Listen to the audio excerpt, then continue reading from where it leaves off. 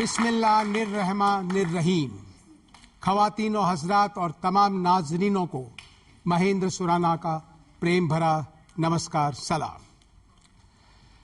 मुबारक महीना रमज़ान का महीना, आप सभी जानते हैं कि इस बाबरकत महीने में नाजिल हुई थी कुरान। ये वह महीना है जब बरकतें बरसती है। हर व्यक्ति ये दुआ और ये कामना करता है कि औरों के लिए बेहतर वो क्या कर सकता है। लोग और ख़ास तौर से जो मुसलमान भाई हैं वे नमाज पढ़ते हैं, रोज़ा रखते हैं, तिलावत और तरावीह में मसरूफ़ रहते हैं और इस पाकीज़ा महीने के बारे में, इससे जुड़े ईद के त्यौहार, इस्लामी मान्यताओं, आस्थाओं, ईमान और अकीदों से जुड़े सवालों पर आधारित की है हमने आज के इस कार्यक्रम को, यानी इस प्रश्नोत्तरी कार्यक्रम को। सबसे पहला सवाल मैं आपसे पूछूं उससे पहले मोहम्मद साहब की शान में एक नात सुनते हैं सल्लल्लाहु अलैहि वसल्लम की शान में। तालियां जोरों से बजाइए आप। जालियों के नीचे तेरी रहमतों के साए, तेरी जालियों के नीचे तेरी रहमतों के साए, जिसे देखनी हो जन्नत वो मदीना देख आए, जिसे देखनी हो जन्नत वो मदीना देख आए।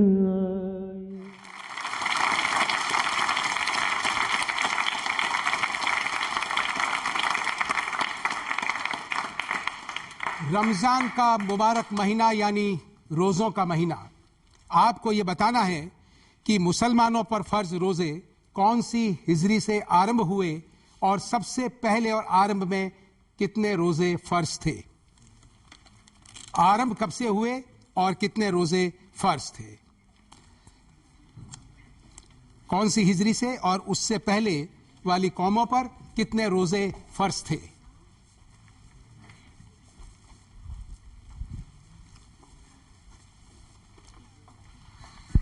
बताइए आप। 30। कितने? 30 रोजे, 30 रमजान का महीना। बताइए। 2 हिजरी से फर्ज हुए। 2 हिजरी से फर्ज हुए, बिल्कुल सही। शुभ नाम आपका? साबिर अहमद। साबिर अहमद साहब, बहुत बहुत बधाई आपको, बहुत बहुत तालियां। और बताइए पहले वाली कौमों पर कितने रोजे? 1 साल के। 1 साल के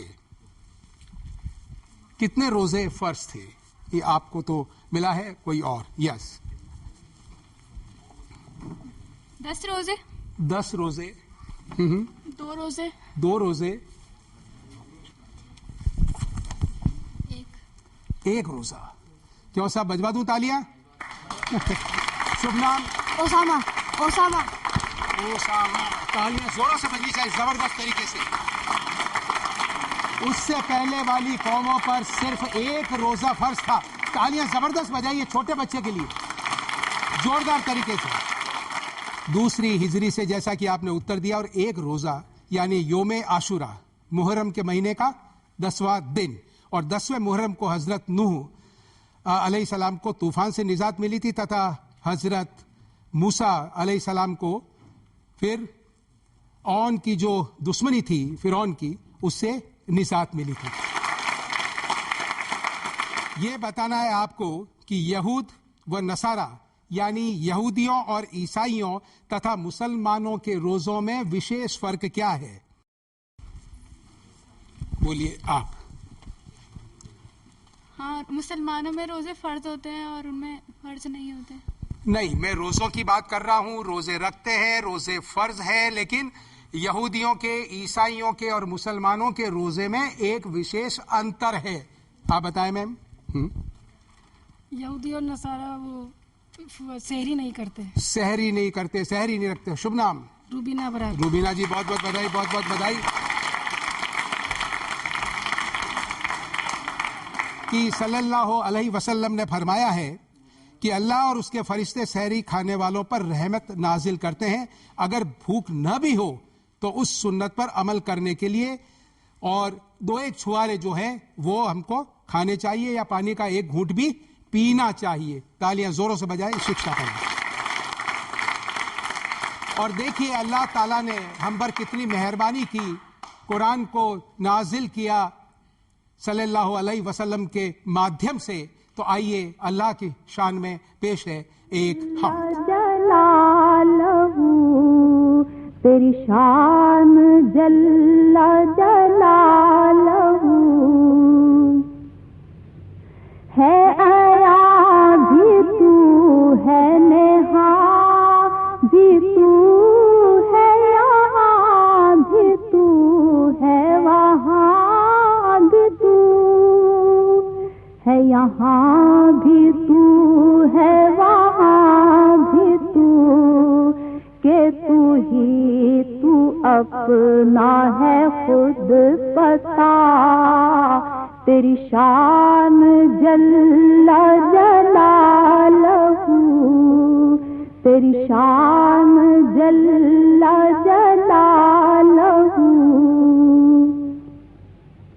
तू ही रब है, तू ही करीम है, तू कदीर है, तू रहीम है, तू कदीर है, तू रहीम है, तू ही है खुदा, तू ही किबरिया। तेरी शान जल्ला जलालहू, तेरी शान जल्ला जलालहू। तेरी हम्द हो सके क्या बयां के, तू ही है खालिक़े इनो आ, के तू ही है खालिक़े इनो आ। तेरे हाथ में है फना बका, तेरी शान जल्ला जलालहू, तेरी शान जल्ला जलालहू। तू ही बेकसों का है आसरा, तेरी शान जल्ला जलालहू। तू ही हर बशर का है मुद्दआ, तेरी शान जल्ला जलालहू, तेरी शान जल्ला जलालहू, तेरी शान जल्ला जलालहू।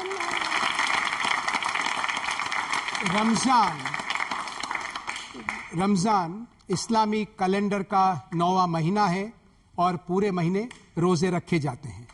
आपको ये बताना है बड़ा ही सरल सवाल, लेकिन कई लोग जानना चाहते हैं, क्यों अखबारों में पढ़ते हैं सहरी इफ्तार, रोजा इफ्तार, तो वो जानना चाहते हैं। तो आपको ये बताना है बड़ा ही सरल सवाल, सहरी क्या है, अफ्तार क्या है। हाँ, खड़ी हुई हैं आप। जब रोज़ा रखते हैं उससे पहले जब सुबह 3-4 बजे के करीब जो खाना खाते हैं पूरा रोज़ा रखने के लिए, उसे सहरी वो 3-4 बजे ही है या किस समय? उसको समय को अपन कह सकते हैं क्या? नहीं, समय निश्चित मतलब नहीं। समय का मतलब किस समय के पहले? फजर से पहले। तो ऐसे कह सकते हैं, बिल्कुल ठीक है। अब एकदम वो 3-4 में थोड़ा सा मामला इधर उधर हो रहा था। शुभ नाम? सना खान। शना खान। तो सना जी, और आप एक्सपर्ट भी राजी हुए हैं, आपसे भी अभी हम बात करेंगे नदवी साहब से। तो इसको यूं कह सकते हैं, पाँव फटने से पहले। शुभ नाम? सना खान। सना जी, क्या बात है, नाम आपका 2 बार पूछा ताकि सनद रहे। कि बच्चे भी जानते हैं। तो ये तो हो गई सहरी की बात। अफ्तार या इफ्तार, आप में से आपसे पूछता हूं। जी फरमाए, आप खड़े हो। आप क्या अर्थ क्या है, मतलब क्या है इफ्तार का? अफ्तार का मतलब यह है कि दिन भर जो रोज़ा रख के जो अल्लाह की इबादत करते हैं, उसको शाम को जो है अल्लाह जो रिज़्क़ अता करता है उससे जो इफ्तार की जाती है, उसको शुरू भूख सूरज डूबने के बाद या किस समय? सूरज डूबने के बाद में। शुभ नाम आपका? इस्लामुद्दीन। इस्लामुद्दीन, क्या बात है, बिल्कुल सही कहा आपने। रोजा, अफ्तार और सहरी, तालियां जोरों से बजाइए। देखिए कुरान मजीद में रोजे का हुक्म पारा 2 सूरा अल बकरा में आयत नंबर 183 में है।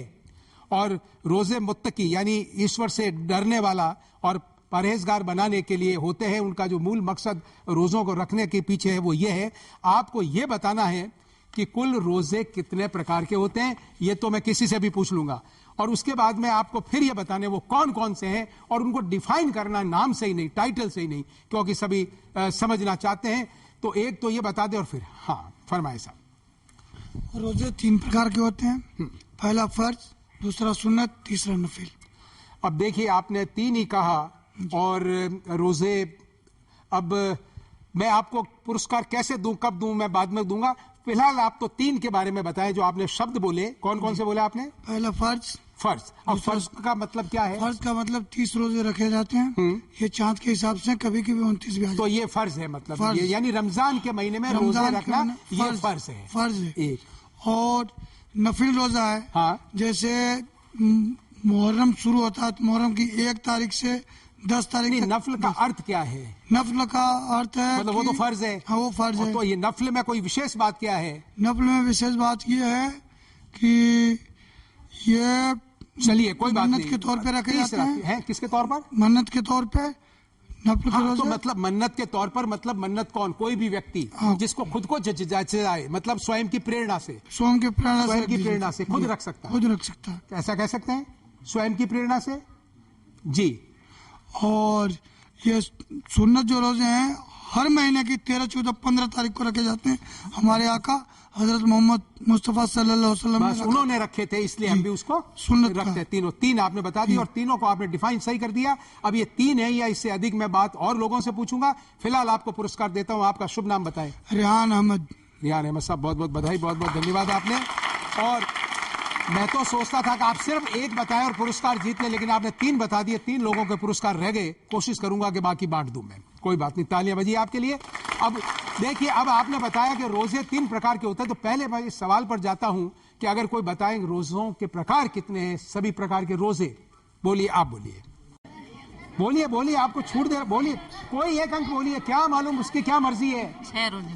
6। अब देखिए आप कितना मना कर रही थी आप, और कितनी बड़ी गलती हो गई कि आप न चाहते हुए भी सही बोल गई। खड़ी हुई है आप। शुभ नाम आपका? नगमा।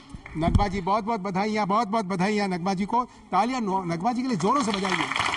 देखिए, मैं निवेदन यही तो करता हूं कि संकोच नहीं करना चाहिए, बोलना चाहिए। और कई बार क्या होता है कि हम ध्यान नहीं देते। जब कितना सटीक मैंने कह दिया कि आपने 3 बताए हैं, आपने 8 बताए, उसके बीच में और 1-2 संख्याएं आ गई, तो बाकी की संख्याएं आपको बतानी थी। तो अब देखिए, 3 आपने बता दिए, 6 ये एस्टेब्लिश हो गए। नदवी साहब से मैंने हाँ भरवा ली कि हाँ 6 प्रकार के होते हैं, तो बाकी बचे 3 प्रकार। एक एक प्रकार बताइए और जीतिए पुरस्कार। आप बताएंगे? चलिए बताइए आप। सुन्नत नहीं, वो सुन्नत तो आपने बता दिया। वाजिब और मकरू। अच्छा, वाजिब और मकरू। अच्छा, वाजिब क्या है और मकरू क्या, ये आप बता दीजिए। वाजिब तो जैसे रोजे रखना जरूरी होते हैं। वाजिब वो तो फर्ज हो गया। वो तो ऐसा कह रहे थे कि भाई फर्ज है, 30 रोजे रखना, ये तो फर्ज है। फिर वाजिब क्या है? बस बस वो थोड़ा आसपास ही है वो। वाजिब तो हाँ हाँ हाँ, मकरू बोलिए आप। चलिए मकरू पे आ जाए। मकरू जैसे रोजा गलती से कुछ खा लेते हैं या पी लेते हैं तो मकरू जाता है। गलती से खा लेते हैं, पीते लेते हैं, और कुछ? बस नदवी साहब, मामला थोड़ा बैठा नहीं है ना, फिलहाल आगे बढ़े हैं। जी, कोई बात नहीं, चलिए। अब आपने नाम डिस्क्लोज कर दिया, चूंकि 2 बोल दिया इसलिए पुरस्कार तो आपको दूंगा। खड़ी हुई आप। शुभ नाम आपका? सना। सना जी, आपको बहुत बहुत बधाई। और इस बात के लिए कि आपने वाजिब और मकरू ये 2 टाइटल तो बता दिए, और जो 6 प्रकार के जो रोजे हैं वो 6 प्रकार के रोजों में जो 3 आपने बताए थे, फर्ज आपने बताया था, सुन्नत आपने बताया था, और आपने नफल बताया था 3, 2 आपने और बता दिए। ठीक है, छठा रह गया, तो अब आप छठा बताइए। कौन बताएंगे छठा? हराम रोजे। हराम रोजे। हराम रोजे क्या होते हैं? जो ईद और बकरा, ईद के दिन नहीं रख सकते रोजे। ईद के दिन। और कब नहीं रख सकते? हराम रोजे कभी और भी नहीं रख सकते। ईद का मतलब आपका तात्पर्य ईदेन से है? ईद उल फित्र से सिर्फ? ईद के दिन रोजा नहीं रख सकते। नहीं, ईद से तात्पर्य आपका बकरीद से भी है या सिर्फ ईद उल फित्र से? हाँ। चलिए, एक पुरस्कार। शुभ नाम बताएं। साइका। साइका जी, मैं आपको दे देता हूं एक पुरस्कार, क्योंकि जो रोजे हराम है उसमें एक दिन ईद उल फित्र भी है। उस दिन रोजा नहीं रखा जाना चाहिए, वो तो खुशी का दिन है, उस तो खाने का दिन है। ठीक है, चलिए अब और बताइए और कौन से रोजे जो हैं वो हराम हैं, ये बताइए और जीतिए पुरस्कार। ये आपको तो अभी मिला है, अब आपको याद आ गया। हाँ, खड़ी हो आप। हाँ, रोजे नहीं रखना चाहिए। बकरा ईद खड़े हो आप। हाँ, बकरा ईद के रोजे नहीं रखते। बकरा ईद के। अच्छा, बकरीद में कितने दिन तक नहीं रखते हैं? 3 दिन। हाँ, 3 दिन। 3 दिन। शुभ नाम आपका? अंजुम। अंजुम जी, बहुत बहुत बधाई आपको। अंजुम जी, बहुत बहुत बधाई आपको, बहुत बहुत बधाई।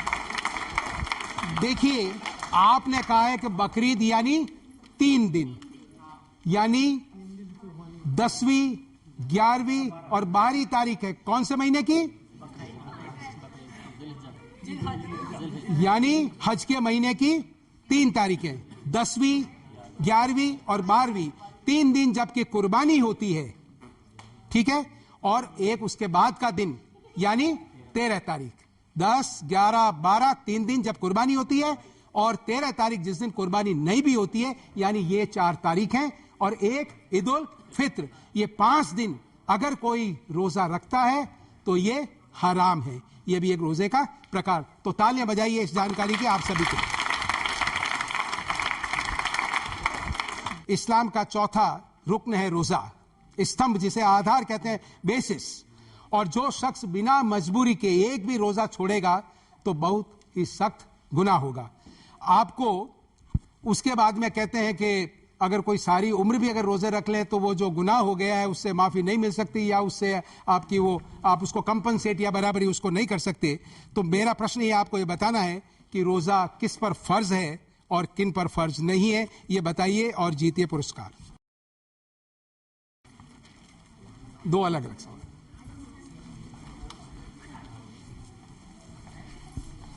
हर मुसलमान बालिग पर फर्ज है। शुभ नाम आपका? नफीस अहमद। नफीस अहमद साहब, चलिए मैं आपको पुरस्कार देता हूं। और थोड़ा सा और जो होगा तो अभी हम जब बात करेंगे नदवी साहब से तो और कर लेंगे। चलिए अब दूसरा प्रश्न, आधा कौन सा रह गया? फर्ज किन पर नहीं है?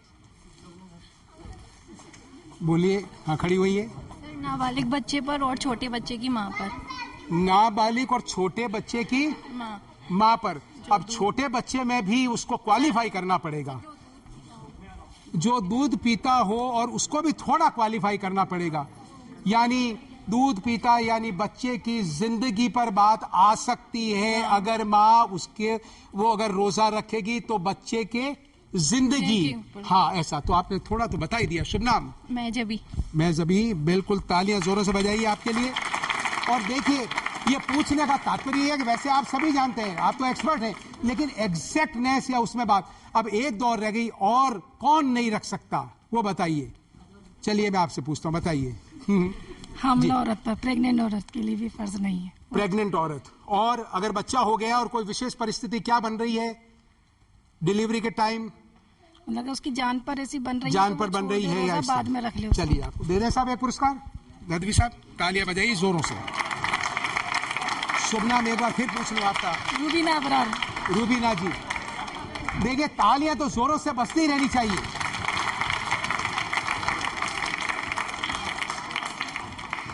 देखिए, मोटे रूप से हम ये कह सकते हैं कि रोजा हर मुस्लिम बालिग आकिल और सेहतमंद व्यक्ति है उस पर ये फर्ज है। और जिसके लिए अपन कहते हैं कि कोई ज्यादा बीमार है तो फर्ज तो है ही, लेकिन उसके बाद में उसको रखना पड़ेगा। और मुसाफिर है, अगर ऐसी स्थिति है कि संभव ही नहीं है तो फर्ज मान करके उसको बाद में रखना पड़ेगा। तो ये उस समय स्थगित वाली स्थिति है, लेकिन बाद में रखना पड़ेगा। लेकिन हैज माहवारी के समय या ऐसी स्थिति है, निफास यानी बच्चे के जन्म के समय यदि मां के ब्लीडिंग वगैरह हो रहा है और ये बड़ी असंभव सी स्थिति हो, उस स्थिति में भी रोजा फर्ज नहीं है। तालियां बजाइए इन सभी के लिए और इस जानकारी के लिए। तो हम सल्लल्लाहु अलैहि वसल्लम की शान में एक कव्वाल। मोहम्मद के शहर में, मोहम्मद के शहर में क्यों आके रो रहा है, मोहम्मद के शहर में क्यों आके रो रहा है, मोहम्मद के शहर में क्यों आके रो रहा है, मोहम्मद के शहर में हर दर्द की दवा है दवा, हर दर्द की दवा है, हर दर्द की दवा है, मोहम्मद के शहर में हर दर्द की दवा है, मोहम्मद के शहर में हर दर्द की दवा है, मोहम्मद के शहर में हर दर्द की दवा है, मोहम्मद के शहर में मोहम्मद के शहर में, मोहम्मद के शहर में, मोहम्मद के शहर में, मोहम्मद के शहर में दुख दर्द अलम गम कटते हैं, दुख दर्द अलम गम कटते हैं, दुख दर्द अलम गम कटते हैं, दुख दर्द अलम गम कटते हैं, हसनैन के सदके बटते हैं, मोहम्मद के शहर में, मोहम्मद के शहर में, मोहम्मद के शहर में। तो अब 2-3 सवाल मैं फटाफट आपसे पहले सवाल दाग देता हूं और एक प्रश्न का उत्तर एक देगा। एक तो आपको बताना है कि मुख्य कव्वाल कौन है मोहम्मद के शहर में, और जब शहर की बात है तो शहर कौन सा है। दूसरा सवाल, और 2 के बाद एक सवाल और पूछ लूंगा। ठहरिए, बोलिए आप। असलम साबरी। असलम साबरी, तालियां बजवा दें साहब। शौकत खान। शौकत जी बहुत बहुत बधाई, बहुत बहुत बधाई। और आपको बताना है मोहम्मद के शहर में, तो मोहम्मद का शहर कौन सा है? Medina Munawwara. मदीना मुनव्वरा जी, नूर टपकता है वहाँ। वाह क्या बात है, मदीना मुनव्वरा। शुभ नाम? अब्दुल लतीफ साहब। अब्दुल लतीफ साहब, बिल्कुल सही बताया। चलिए, अभी मैम ने इधर से मक्का बोला था, तो आपको यह बताना है मक्का और मदीना का क्या संबंध है। ये दोनों स्थल, दोनों जगह जो है मक्का और मदीना, मदीना मुनव्वरा और मक्का शरीफ, आपको ये बताना इन दोनों में क्या जुड़ाव है सल्लल्लाहु अलैहि वसल्लम का। मक्का तो मोहम्मद सल्लल्लाहु अलैहि वसल्लम की जन्मस्थली कह सकते हैं, जन्मस्थली है मक्का। मक्का जन्मस्थली, वहाँ जन्म हुआ था उनका, जन्म हुआ था। और उसके बाद वो हिजरत करके मदीना गए तो उनकी वो कर्मस्थली वो है मदीना। मदीना। बैठिए। शुभ नाम? महबूब साहब ने बिल्कुल कहा, मक्का जन्मस्थली और कर्मस्थली मदीना। एक छोटा सा सवाल, और उन्होंने जब मदीना वापस मक्का शरीफ से लौटे तो एक मस्जिद बनवाई, बड़ी ऐतिहासिक और प्रसिद्ध मस्जिद है। अगर आप उस मस्जिद का नाम बता दें। आपको नहीं मिला, आपको मिला पुरस्कार? खड़े होइए आप, चलिए आप। क्या सवाल था? नहीं, क्या सवाल था, मैं प्रश्न नहीं है। चलिए। नबी, मस्जिद नबवी। बहुत शुभ नाम? अली नबी। बिल्कुल सही, बिल्कुल सही। तालियां जोरों से बजाइए। तो देखिए, हमारे यहाँ एक ऐसी शख्सियत विराजी हुई है और वो इमाम हैं, यानी मस्जिद में नमाज पढ़ाते हैं। नदवी साहब, आप ये बताएं कि रमज़ान का महीना, मुकद्दस महीना, इसका महत्व क्या है? क्यों रोज़े रखे जाते हैं? क्यों ये फ़र्ज़ है? और इसके पीछे मूल भावना क्या है? ये थोड़ा बताएं, हमारे दर्शक जानना चाहते हैं। बिस्मिल्लाहिर्रहमानिर्रहीम। या अय्युहल्लज़ीना आमनू कुतिबा अलैकुमुस्सियामु कमा कुतिबा अलल्लज़ीना मिन क़ब्लिकुम लअल्लकुम तत्तक़ून। अल्लाह तबारक व तआला कुरान में फरमाते हैं कि ईमान वालों, तुम पर रोज़े फ़र्ज़ किए गए जैसा कि तुमसे पहली कौमों पर भी फ़र्ज़ किए गए थे। पहली कौमें यानी यहूद और नसारा, ईसाई लोग। ये रोज़ा सन 2 हिजरी में फ़र्ज़ किया गया। रोज़ा फ़र्ज़ होने का मकसद एक ही था कि रोज़ा रखने से इंसान के बदन के अंदर की जो ख़राबियाँ होती है भूखे रहने से, वो ख़राबियाँ और वो बीमारियाँ दूर होती हैं, सबसे पहली चीज़। दूसरी, इस रोज़े का असल मकसद जो था वो ये था कि भूखे रह करके दूसरों को भी समझा जाए कि जो लोग बेचारे भूखे हैं उन पर क्या गुजरती होगी। तो बहुत से बेचारे अल्लाह के बंदे इस दुनिया में रहने वाले बहुत से भूखे रहते हैं, जिनको 2 वक्त या 1 वक्त का खाना नसीब नहीं होता। तो उनके बारे में भी इसमें हम समझ सकते हैं कि उन पर क्या गुजरती होगी जब हमारी ये हालत है। हम तो एक फ़र्ज़ अदा कर रहे हैं, लेकिन जो लोग बेचारे दूसरे भी भूखे हैं, तो रोज़े का मकसद यही है कि दूसरों को भी समझें। जो बेचारे गरीब लोग हैं, जिनको 2 वक्त की रोटी भी मैसर नहीं है, उनको हम समझें कि उन पर क्या गुजरती है, और उनको समझने के बाद उनकी हम मदद करें, उनके बारे में उनकी हम मदद करें और उनको समझें कि इन पर भी इस तरह के हालात गुजरते हैं। तो रोज़े का असल मकसद यही है कि जो बेचारे भूखे और प्यासे हैं उनकी मदद की जाए। थैंक यू, बहुत बहुत धन्यवाद। तालियां जोरों से बजाइए आपके लिए।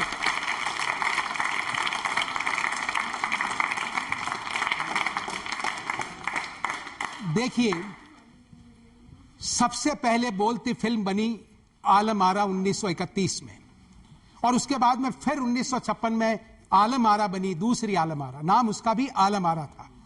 और उसमें एक जबरदस्त गीत है, और वो एक दास्तान के रूप में है, जिसमें एक छोटा बच्चा जिद कर रहा है कि मैं रोजा रखूंगा, और उसकी मां उसे कह रही है, रोक रही है कि तू रोजा मत रख, तू बहुत छोटा है, तू रोजा नहीं रख पाएगा। इस दास्तान को आप सुनिए। मैं एक एक सवाल पूछूंगा और इसके 3 अंतरे हैं। एक अंतरा पहले सुनिएगा, फिर एक सवाल, उसका जुड़ाव नहीं है उस सवाल का, फिर दूसरा अंतरा, फिर सवाल, फिर तीसरा अंतरा और सवाल, और इन तीनों अंतरों में पूरी दास्तान पूरी हो जाएगी। तब मैं पूछूंगा 2-3 उससे जुड़े हुए सवाल। तो तैयार हो जाइए आप। सबसे पहले आपको वो सुनाते हैं पहला।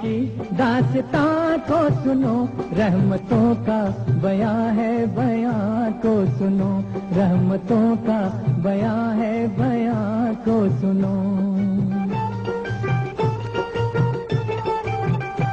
लड़का था एक शहर में जो हुस्न बेमिसाल, कम सिन था जिसकी उम्र थी समझो के 7 साल।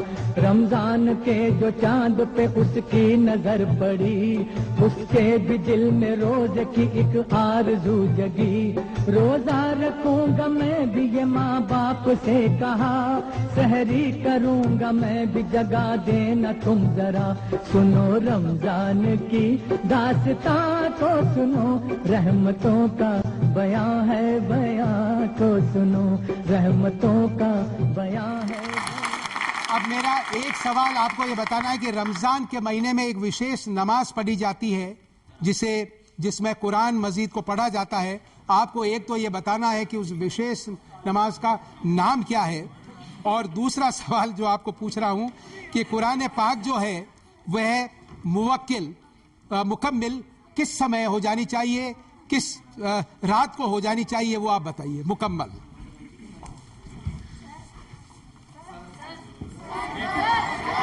आपको मिला पुरस्कार? मिला है आपको? नहीं, कोई बात नहीं, अभी मैं आ रहा हूं, आप खड़ी हुई है। हाँ, तरावी की नमाज। शुभ नाम? कुलसुम इलाही। कुलसुलाहीन, बिल्कुल सही। तरावी की नमाज, एक विशेष प्रकार की नमाज पढ़ी जाती है, वो है तरावी की नमाज। और अब दूसरा प्रश्न, आप खड़े होइए।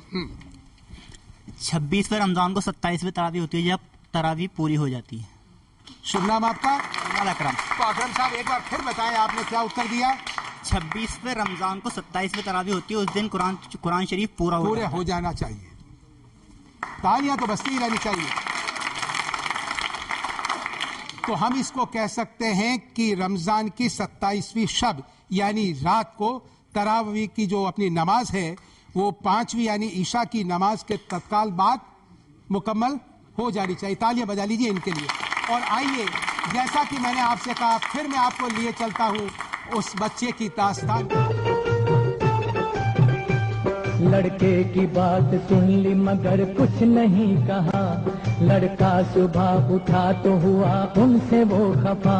समझाया माँ ने बाप ने, ऐ मेरे गुलसिता, रोजा नहीं है फर्ज अभी तुझ पे मेरी जान। नन्हे से दिल को बात का सदमा बड़ा हुआ। माँ से कहा कुरान में कहता है ये खुदा, रोजे की भूख प्यास जो हस्ती उठाएगी, उस रोजेदार को न ये दोज़ख जलाएगी। कुरान जिसमें उतरा सुनो वो महीना है, तौबा कबूल करता खुदा वो महीना है। सुनो रमजान की दास्तां को सुनो, रहमतों का बयां है बयां को सुनो, रहमतों का बयां है बयां को सुनो। आई जो सर पे रात तो वो जागता रहा, सहरी भी कर ली चुपके से खुश हो के सो गया। उठा सुबह तो माँ से कहा सारा माजरा, माँ ने बड़े ही प्यार से फिर उससे ये कहा, रोजा न रख सकेगा ये जिद छोड़ मान जा, दे दूंगी अपना रोजा तुझे मेरे दिल रुबा। तोड़ूंगा मैं न रोजा कभी कुछ न खाऊंगा, आखिर खुदा को किस तरह ये मुंह दिखाऊंगा। माँ ने कहा कि भूख लगी होगी लाडले, गर्मी है तुझको प्यास लगी होगी लाडले। कहने लगा कि चाहे जमीन पर हो आफताब, पानी का एक कतरा भी पीना बड़ा अजाब। सुनो रमजान की दास्तां को सुनो, रहमतों का बयां है बयां को सुनो, रहमतों का बयां है। अब दो छोटे से सवाल देखिए। ईद उल फित्र रमज़ान माह के रोजे रखने के बाद 10वें माह यानी शव्वाल की पहली तारीख को मनाई जाती है। तो एक तो आपको ये बताना है कि ईद उल फित्र का शाब्दिक अर्थ क्या है एग्जैक्टली एक, और दूसरा आपको ये बताना है कि कई कमियां रह जाती है। आपने रमजान के महीने में रोजे रखे, आप समझते हैं कुछ कमी है, उसकी पूर्ति के लिए कोई विशेष बात, यानी ईद उल फित्र जब अपन कहते हैं तो वो कौन सा सदका है जिसका अदा किए बिना न तो ईद की खुशियां पूरी होती है और न जो कमियां रह जाती है वो पूरी होती हैं। तो आपको दोनों का नाम बताना और जीतना पुरस्कार, शाब्दिक अर्थ ईद उल फित्र का, और वो कौन सा सदका है बहुत जरूरी होता है। चलिए आप खड़े हो सब जी। ज़कात और फितरा। नहीं, ज़कात और फितरा तो क्या, इसके दिए बिना ईद की नमाज नहीं होती है। तो फितरा क्या, उसे क्या होता है फितरा? जान का सदका, जान और माल का सदका ज़कात होती है और जान का फितरा होती है। जान का फितरा होती है और फितरा और ज़कात, और थोड़ा मामला आगे चला गया। शुभ नाम बोले आप पहले? शबाना। शबाना जी मैं आपको दे देता हूं क्योंकि आपने, और दोनों देखिए बिल्कुल सरल सवाल है। देखिए ईद उल फित्र होता है यानी खुशी का दिन होता है, मैं उसका शाब्दिक अर्थ आपसे पूछने जा रहा हूं, और वो कौन सा सदका है जिसको अदा किए बिना न तो ईद की जो नमाज है वो मुकम्मल मानी जाएगी और नई जो खुशियां हैं वो पूरी होगी। और मैंने आपको एक हिंट दिया था कि वो सदका ऐसा है जिसके द्वारा अगर आपके रमजान के महीने में कोई कमियां रह गई है तो उसकी भी पूर्ति हो जाएगी। तो वो आपको बताना है। पूछ लो आपको? चलिए पूछता हूं आपको, चलो पूछता हूं आपको। ईद उल फितर जी, हाँ, इसका शाब्दिक अर्थ क्या है? खाने पीने का दिन। खाने पीने का दिन। वाह क्या बात है, वाह क्या बात है, बिल्कुल सही। खाने पीने का दिन होता है ईद उल फित्र, और इसीलिए आपको ध्यान होगा कि अभी हमने जो कहा था कि रोजा अगर इस दिन कोई रख ले तो रोजा हराम हो जाएगा। तालियां जोरों से बजाइए आप दोनों के लिए। तो ये दास्तान जो चल रही थी इसका जो अंतिम भाग है, आइए आपको उससे रूबरू कराते हैं और फिर पूछेंगे आपसे सवाल। अल मुख्तसर जोहर जो गई आ गई असल, वो प्यास जान ले गई पथरा गई नजर। माँ ने कहा कि हाय मेरा लाल चल दिया, इफ्तारी जो बनाई थी वो भी न खा सका। रोजे का वक्त हो गया लेकिन कहाँ है वो, अब तो खुदा की राह में आखिर रवा है वो। इतने में एक फकीर ने आकर ये दी सदा, मैं भी हूँ रोजेदार के ले लो मेरी दुआ। जो कुछ भी पास हो मुझे खाना खिलाइए, मातम ये कैसा है जरा इतना बताइए। आंखों से आंसुओं का जनाजा गुजर गया, माँ बाप दोनों बोल के बच्चा ही मर गया। बोला फकीर मुझको खुदारा बताओ तुम, लाशा कहाँ है बेटे का मुझको दिखाओ तुम। साइल ने लाश देख के क्या जाने क्या पढ़ा, मुर्दे के दिल पे हाथ रखा और भी सदा। मासूम रोजेदार के अब रोजा खोल तू, कब तक ये चुप रहेगा जरा मुंह से बोल तू। इतना ही सुन के बच्चे ने फिर आंख खोल दी, माँ ममता की मारी थी उससे लिपट गई।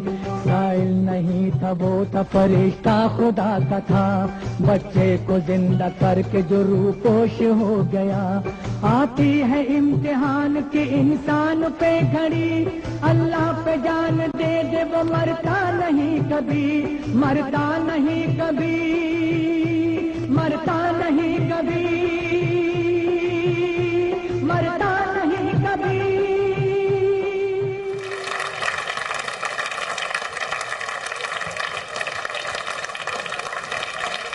देखिए, अब 2-3 सवाल आपसे पूछ रहा हूं। एक तो इस गीत को गाया किसने है, ये एक सवाल। दूसरा, मोटे रूप से माँ बच्चे को क्या कह रही है। तीसरा सवाल, बच्चा माँ को क्या जवाब दे रहा है। और चौथा सवाल बाद में पूछूंगा आपसे, क्योंकि तीसरा सवाल जब आ जाएगा तब चौथा सवाल होगा। पहला सवाल, इस दास्तान को किसने गाया है इतने मार्मिक शब्दों में, जबरदस्त बताइए आप। मोहम्मद रफी साहब ने। तो अब तो नाम एक बार फिर बताएं कि दर्शक जानना चाहते हैं। पठान शिरीन जहां।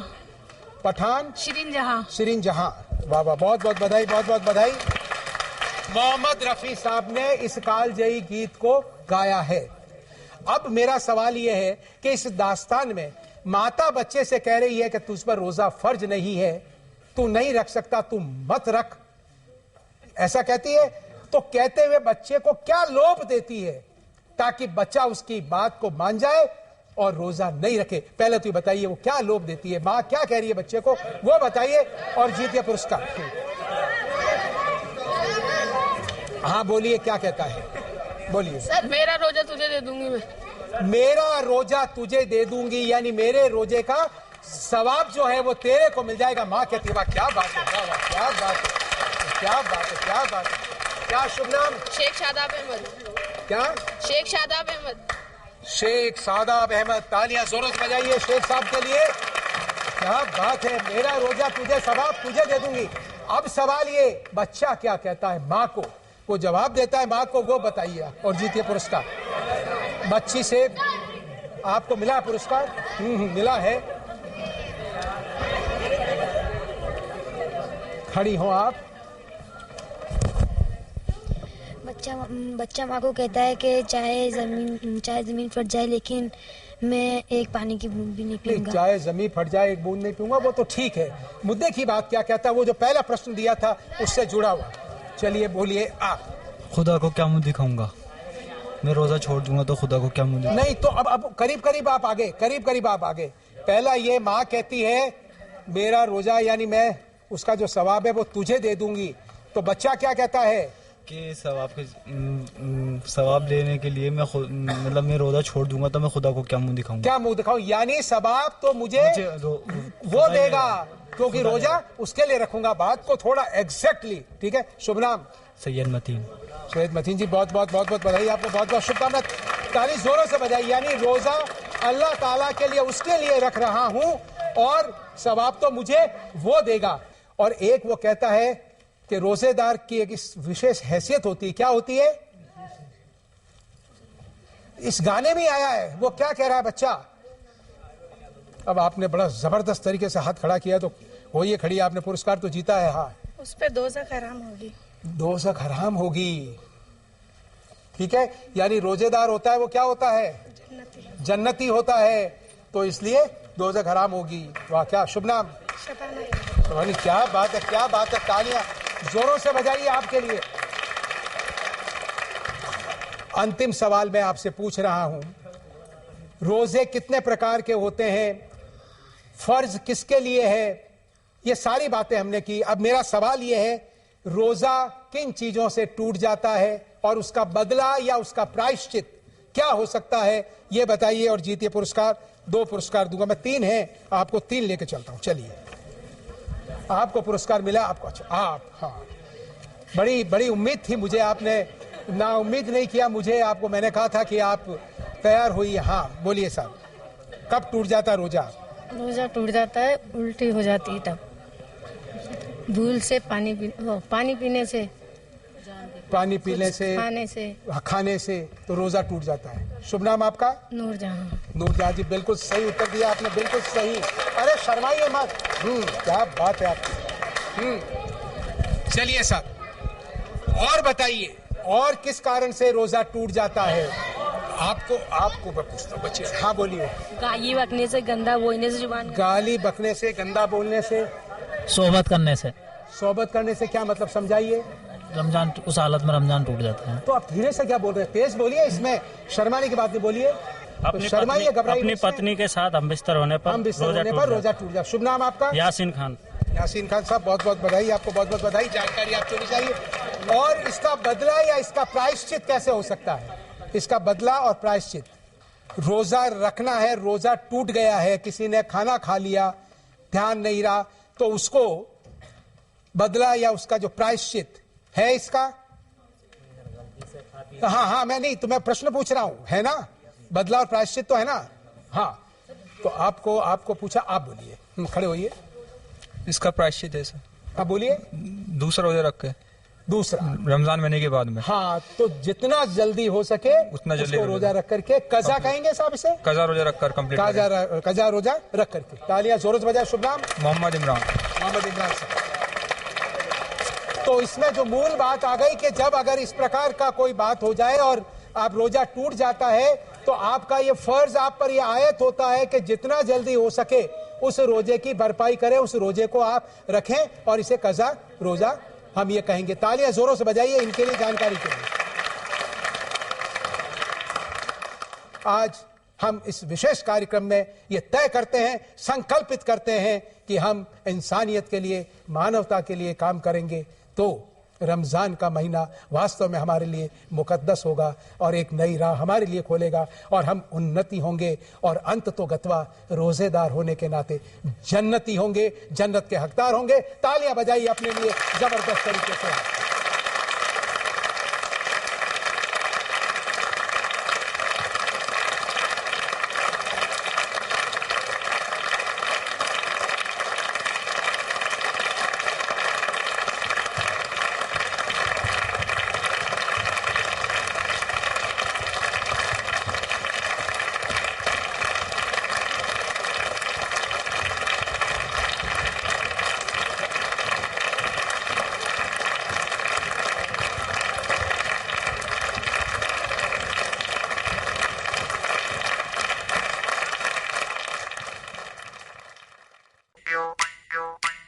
अरे बंटी, क्या कर रहे हो? पापा मैं खेलने जा रहा हूँ। बंटी नल खुला छोड़ गया। तुम तो जानते हो कि पानी राष्ट्रीय धरोहर है। अरे रुको, मैं बंद करता हूँ। अरे बंटी, तुम तो खेलने गए थे बेटा। पापा मुझे फिर से प्यास लगाई। लेकिन नल बाद में बंद कर देना। ठीक है पापा।